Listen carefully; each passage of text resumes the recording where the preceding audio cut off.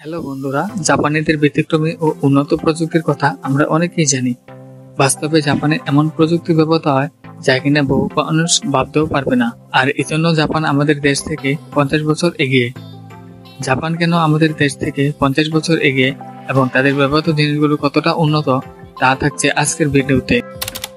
Number 10 হচ্ছে petrol pump. আমাদের গাড়িতে যখন তেল, গ্যাস, পেট্রোলের প্রয়োজন হয় তখন আমাদের পাম্পে যেতে হয়। আর পাম্পের কর্মচারী যদি না থাকে তাহলে আমাদের অনেক ঝামেলা পোহাতে হয়। কিন্তু জাপানে রয়েছে অভিনব সব পেট্রোল পাম্প। জাপানের বিভিন্ন পেট্রোল পাম্পে উপর থেকে ঝুলানো পাইপ দেখা যায়। আর এই ধরনের প্রযুক্তি ব্যবহৃত হয় নিজে নিজে পেট্রোল পাম্প করার জন্য। নম্বর 9 ভেন্ডিং মেশিন। ভেন্ডিং মেশিনেই পাওয়া যায় জাপানের সবকিছু। হ্যালো বন্ধুরা, ভেন্ডিং মেশিন হলো এমন এক ধরনের যন্ত্র যাতে টাকা সন্নিবেশিত করার পর বিভিন্ন পণ্য যেমন নাস্তা, পানীয় সহ বিভিন্ন পণ্য বিতরণ করে থাকে। জাপানের সেই ভেন্ডিং মেশিনে পানীয় সহ অনেক ধরনের খাবারও পাওয়া যায়। আর এতে ক্রেতাদের বাড়তি ঝামেলাও করতে হয় না। এমনকি কোনো কোনো ভেন্ডিং মেশিনে সেদ্ধ ডিম, আলু, পাস্তাও পাওয়া যায়। নম্বর 8 ক্যানে থাকা ছিদ্র।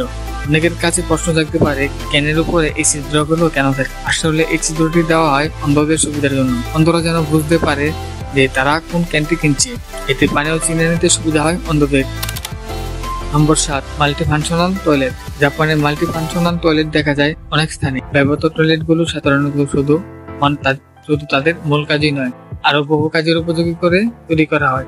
বিশেষ করে প্রতিবন্ধী ব্যক্তিদের জন্য বেশ ভালো সুবিধা দিয়ে থাকে এই টয়লেটগুলোতে স্বয়ংক্রিয়ভাবে পরিষ্কার করার ব্যবস্থা, শীতকালে গরম করার ব্যবস্থাও থাকে। নম্বর 6 ব্যাগ রাখার জায়গা। আমরা যখন কোথাও বেড়াতে যাই তখন সাথে কিন্তু ব্যাগ নিয়ে যেতে হয়।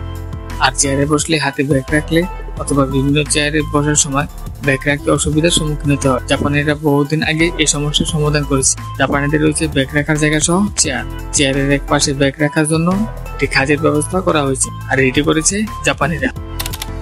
নম্বর 5 স্বয়ংক্রিয় দরজা। আমাদের দেশে অনেক ট্যাক্সিতে ওঠার পর ঠিকভাবে দরজা বন্ধ করতে পারেন না, আবার নামার পর দরজা খোলার কারণে ভোগান্তি পোহাতে হয় চালকদের। আর জাপানিরা এই সমস্যার সমাধান করেছে স্বয়ংক্রিয় দরজা ব্যবহারের মাধ্যমে। প্রচুর জাপানের ট্যাক্সিতেই স্বয়ংক্রিয় দরজা রয়েছে, যা এই ধরনের সমস্যা মুক্ত। নম্বর 4 স্লিপিং হোটেল।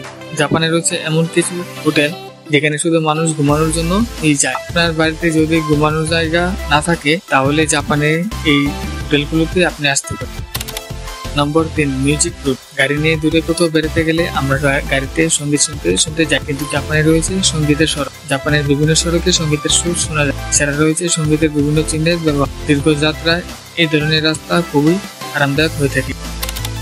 নম্বর 2 ড্রোন আমব্রেলা। বৃষ্টি হলে সাধারণত আমরা ছাতা নিয়ে বের হই। অনেক সময় ছাতা ঠিক মতো না ধরতে পারলে আমরা ভিজে যাই, কিন্তু জাপানিরা এমন একটি ছাতা আবিষ্কার করেছে যে ছাতা আপনার সাথে সাথে উড়ে যাবে। আপনি যেখানে যাবেন ছাতাটি আপনার সাথে সাথে সেখানেই যাবে, আর যার ফলে আমাদের বৃষ্টিতে ভিজতে হয় না। আর নম্বর 1 যেটি রয়েছে সেটি হচ্ছে আই ড্রপ সানগ্লাস। চোখে ড্রপ দেওয়ার সময় সঠিক নিশানে ড্রপ ফেলতে পারার মতো চ্যালেঞ্জ খুব কমই আছে। এই ভয়াবহ চ্যালেঞ্জ মোকাবেলা করার জন্য জাপান উদ্ভাবন করেছে এক চশমা। চশমার 2 চোখের উপর চুঙ্গার মতো নল লাগানো থাকে। সেই নল বরাবর ড্রপ ডাললে তা একদম চোখের ভেতরেই পড়লে নিশানা মিস হওয়ার সম্ভাবনা কোনো চান্সই নেই। ভিডিওটি ভালো লাগলে আপনি শেয়ার করতে পারেন। আর আপনি যদি এমন রোমাঞ্চ, রহস্য, আনকমন এবং ইন্টারেস্টিং ভিডিও দেখতে পছন্দ করে থাকেন তাহলে এই চ্যানেলটি এখন সাবস্ক্রাইব করে দিন।